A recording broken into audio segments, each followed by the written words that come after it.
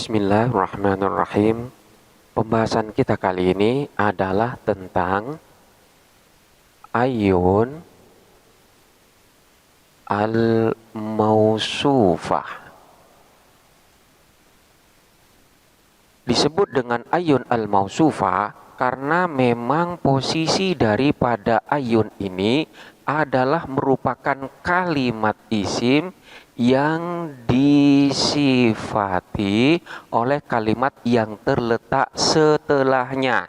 Artinya, kalimat yang terletak setelahnya ini kedudukannya sebagai naat, sementara ayun al-mausufah ini adalah sebagai man'utnya. Oleh karena itu, ayun ini disebut dengan mausufah atau ayun yang disifati. Ayun ini juga termasuk dari isim mubham. Namun, kemubhaman atau kesamaran makna dari ayun ini menjadi jelas karena adanya sifat dari kalimat yang terletak setelahnya. Bentuk daripada ayun al-mausufah ini yang pertama harus selalu dalam keadaan mudhof. Jadi dimudhofkan kepada isim nakiro. Kemudian yang kedua adalah setelah ayun ini harus terdapat jumlah atau syibhul jumlah, di mana jumlah atau syibhul jumlah ini nantinya akan menjadi sifat atau menjadi naat bagi ayun al-mausufah. Selanjutnya kedudukan dari ayun al-mausufah di dalam susunan kalimat. Yang pertama, ada kalanya ayun ini dibaca rofa sebagai fa'il atau juga bisa sebagai mubtada. Contohnya seperti lafaz yu'jibuni ayu katibin yasduku fi qawlihi. Yu'jibu membuat kagum ni kepadaku, ayu katibin siapa penulis, yasduku yang jujur siapa itu ayu katibin fi qawlihi dalam perkataannya. Aku kagum terhadap setiap penulis yang jujur dalam ucapannya. Dalam susunan ini, lafaz ayun dirofakkan karena kedudukannya sebagai fa'il dari lafaz yu'jibuni. Di sini lafaz ayun dalam ayun al-mausufah ini biasanya diartikan dengan setiap atau siapapun. Jadi, yu'jibu membuat kagum nih kepadaku ayu katibin siapa setiap penulis. Jadi maknanya hampir sama dengan lafaz kullun. Atau juga bisa diberi makna siapapun tergantung kepada susunan kalimatnya. Selanjutnya kita ambil contoh yang berkedudukan sebagai mubtada. Seperti lafaz ayu tolibin yajtahidu najihun. Ayu tolibin, adapun siswa yang manapun atau setiap siswa yajtahidu yang bersungguh-sungguh siapa itu ayu talibin najihun ialah berhasil. Siswa manapun yang bersungguh-sungguh dia adalah orang yang sukses. Di sini lafaz ayu dibaca rofa karena memang kedudukannya sebagai mubtada. Sementara di dalam dua contoh ini lafaz yasduku pada contoh yang pertama dan yajtahidu pada contoh yang kedua ini merupakan jumlah fi'liyah yang kedudukannya sebagai naat dari lafaz ayun, sehingga ayun ini posisinya sebagai man'ut atau sebagai mausufnya, sehingga ini disebut dengan ayun al-mausufah karena memang dia disifatin oleh jumlah yang terletak setelahnya. Kemudian ada kalanya ayun ini dibaca nasab dan kedudukannya sebagai maf'ul bih. Contohnya seperti lafaz ukrimu ayya talibin yajtahidu.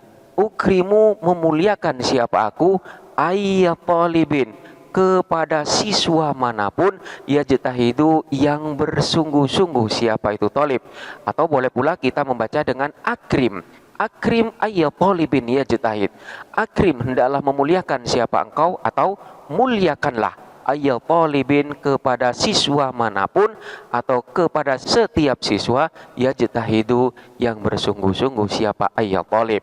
Di sini dibaca nasab karena memang kedudukannya sebagai maf'ul bih dari lafaz ukrim atau akrim. Sementara jumlah fi'liyah yang terletak setelahnya ini kedudukannya sebagai naat dari lafaz ayya talibin. Kemudian selanjutnya ada kalanya juga ayun ini dibaca jer oleh huruf jer. Contohnya seperti ista'in bi ayyi rajulin tathiqu bihi. Ista'in bi ayyi rajulin tathiqu bihi. Ista'in hendaklah meminta bantuan siapa engkau, bi ayyi rajulin kepada orang laki-laki manapun atau kepada setiap orang laki-laki, tathiku yang mempercayai siapa kamu, bihi terhadap ayya rajulin. Mintalah bantuan kepada orang manapun yang engkau percayai. Di sini lafaz ayyi dibaca jer karena dimasukin oleh huruf jer bi. Sementara lafaz tathiqu bihi yang merupakan jumlah fi'liyah ini kedudukannya sebagai sifat atau naat bagi lafaz ayyi rajulin. Dalam contoh-contoh yang ada bisa kita perhatikan bahwa kalimat isim yang menjadi mudhof ilaih dari ayun ini pastilah berupa isim nakiroh. Sehingga ayun ini pun dihukumin sebagai isim nakiroh. Jadi karena memang mudhof kepada isim nakiroh, maka ayun ini pun dihukumin sebagai isim nakiroh. Dengan demikian jumlah yang terletak setelahnya ini kedudukannya sebagai naat bagi ayun yang merupakan isim nakiroh. Inilah yang menjadi pembeda antara ayun al-mausufah dengan ayun al-mausulah, di mana ayun al-mausulah ini selalu dimudhofkan kepada isim ma'rifat, sedangkan untuk ayun al-mausufah ini selalu dimudhofkan kepada isim nakirah. Kita ambil contoh yang ayun al-mausulah. Akrim ayyahum yajtahidu. Akrim hendaklah memuliakan siapa engkau, ayyahum kepada seseorang di antara mereka, yajtahidu yang bersungguh-sungguh siapa ayun. Di sini lafaz ayun dimudhofkan kepada isim domer, sementara jumlah yang terletak setelahnya ini adalah silah bagi ayun yang merupakan isim mausul. Sedang untuk ayun al-mausufah mudhof ilaihnya berupa isim nakiroh dan jumlah yang terletak setelahnya ini sebagai naatnya. Ini adalah jenis yang pertama dari ayun al-mausufah. Kemudian macam yang kedua dari ayun al-mausufah ini adalah ayun yang terletak setelahnya huruf nida yang berupa ya, di mana setelah ayun itu berupa kalimat isim yang diiringin dengan al. Sekali lagi, macam yang kedua dari ayun al-mausufah itu adalah ayun yang terletak setelahnya huruf nida ya, di mana setelah ayun tersebut berupa kalimat isim yang diiringin dengan al. Contoh yang terkenal atau yang sering kali kita temuin adalah seperti ya ayyuhalladzina amanu, wahai orang-orang yang beriman. Ayun di sini terletak setelahnya huruf nida yang berupa ya, dan setelahnya ayun ini berupa kalimat isim yang diiringin dengan al. Maka dalam susunan ini status daripada ayun adalah sebagai munada karena memang terletak setelahnya huruf nida. Munadanya di sini berupa munada nakiroh maksudah. Dalam susunan kalimat ayun al-mausufah ini berada di dalam dua tempat. Yang pertama, ada kalanya ayun ini berada di dalam susunan nida. Seperti contoh yang tadi atau contoh yang lain seperti lafaz ya ayyatuhan nafsu al mutmainnah. Ya ayyatuhan nafsul mutmainnah. Ini adalah susunan nida. Kemudian yang kedua, ada kalanya ayun al-mausufah itu berada di dalam susunan ikhtisas.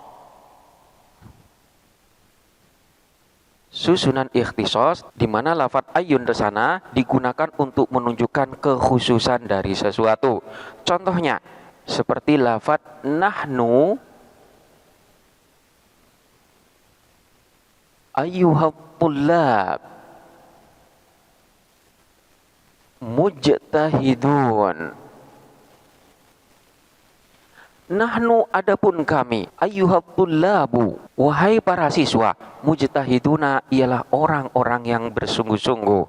Kami wahai pelajar adalah orang-orang yang rajin. Dalam susunan ini, ayyuhat tullabu yang juga merupakan susunan nida, namun ini memiliki fungsi yang khusus, yaitu sebagai ikhtisas. Dalam hal ini mengkhususkan makna daripada lafaz nahnu. Nahnu adapun kami. Kami ini siapa? Ayyuhat tullab, wahai para pelajar. Jadi maksud daripada nahnu ini maknanya menjadi khusus dengan keberadaan lafaz ayyuhat tullab. Pembahasan tentang ikhtisas ini dapat dipelajarin pada pembahasan sebelumnya. Dalam dua tempat ini, ayun sama-sama berfungsi sebagai mausuf atau sebagai kalimat yang disifatin, di mana naatnya berupa lafaz an-nafsul mutmainnah dan lafaz at-tullab.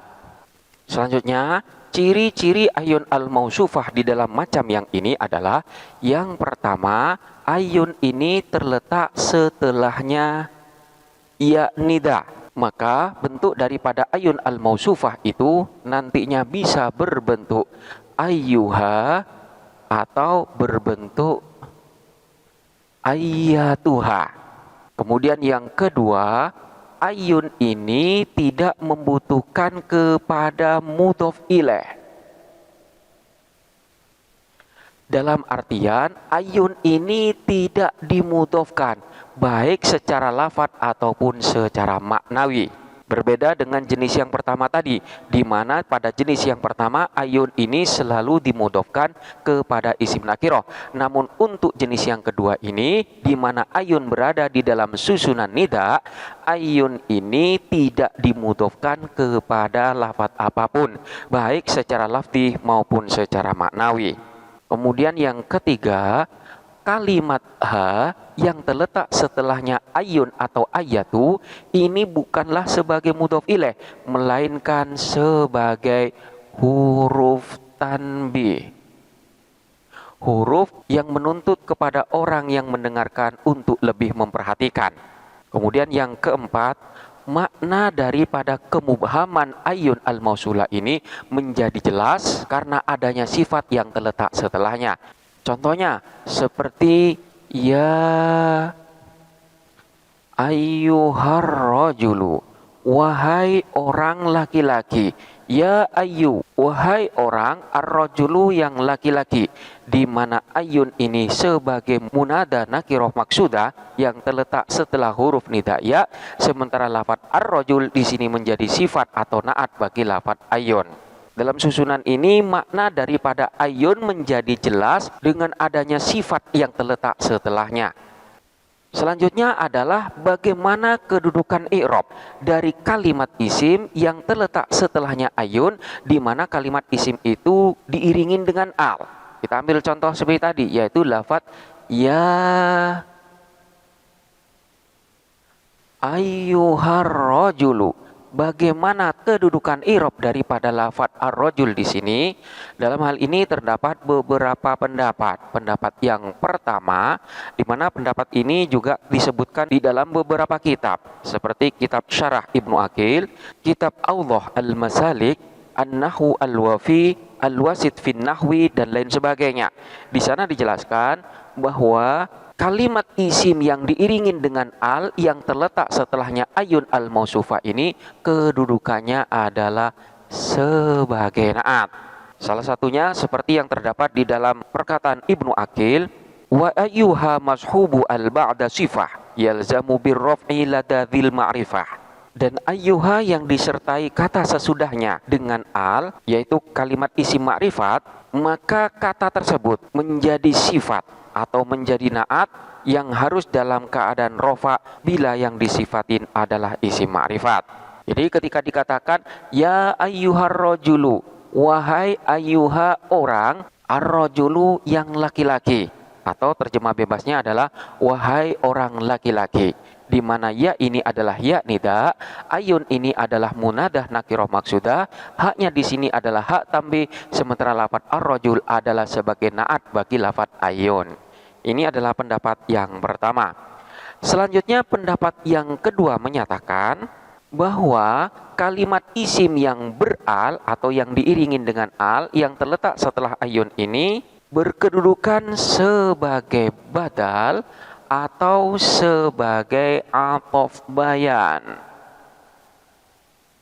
Penjelasan ini dapat kita temukan salah satunya terdapat di dalam kitab I'rabul Quran. I'rabul Quran karya Syekh Mahmud Safi. Di sana beliau mengatakan bahwa seperti lafadz ar-rajul itu berkedudukan sebagai badal ataupun athof bayan. Selanjutnya juga terdapat di dalam kitab I'rabul Quran karya dari Syekh Ad-Darwis. Di sana disebutkan bahwa isim yang beral itu kedudukannya sebagai badal. Kemudian juga terdapat di dalam kitab At-Tatbiq An-Nahwi. Di sana dijelaskan bahwa lafaz tersebut berkedudukan sebagai badal. Jadi ini pendapat yang kedua yang menyatakan bahwa ar-rajul di dalam susunan ya ayyuhar rajul bisa dijadikan sebagai badal dan juga dapat dijadikan sebagai athof bayan. Kemudian selanjutnya ada pula pendapat yang ketiga, di mana dalam pendapat yang ketiga ini lebih dirinci, yaitu manakala kalimat isim yang terletak setelahnya ayu al-mausufah, jadi setelah lafadz ayyuha ini berupa isim sifat. Isim sifat yang merupakan isim mushtaq. Maka kalimat isim ini akan di'irab sebagai sifat atau sebagai naat.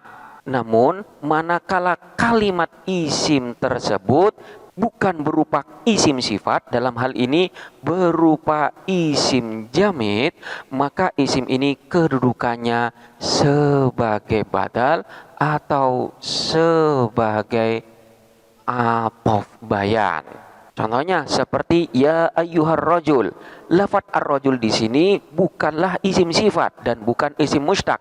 Maka menurut pendapat yang ketiga, ar-rajul ini lebih tepat manakala kedudukannya sebagai badal ataupun sebagai athof bayan. Namun manakala lafadz ar-rajul ini kita ganti dengan lafadz at-talib, di mana lafadz at-talib ini merupakan isim sifat dan bentuknya adalah termasuk isim mushtaq, maka at-talib ini kedudukannya sebagai naat. Jadi ya ayyuhat talibu, wahai orang at-talibu yang menjadi siswa. Penjelasan ini dapat kita temukan di dalam kitab An-Nahwu Al-Wafi karya dari Syekh Abbas Hasan. Jadi ketika kita menemukan di dalam Al-Qur'an ya ayyuhan nas, maka lafadz an-nas menurut pendapat yang ketiga ini bisa kita lihat apakah termasuk isim sifat ataukah termasuk dari isim jamid. Maka dalam hal ini an-nas tidak termasuk isim mushtaq melainkan sebagai isim jamid. Oleh karena itu kedudukannya sebagai badal atau sebagai athof bayan. Demikian pula dengan ya ayyuhalladzina amanu, di mana alladzina ini bukan isim mushtaq melainkan sebagai isim jamid. maka alladzina ini kedudukannya sebagai badal atau atof bayan. Ini adalah beberapa gambaran dan penjelasan dari ayun al-mausufah. Selanjutnya silakan dipelajarin dengan seksama dan sampai jumpa pada pembahasan berikutnya.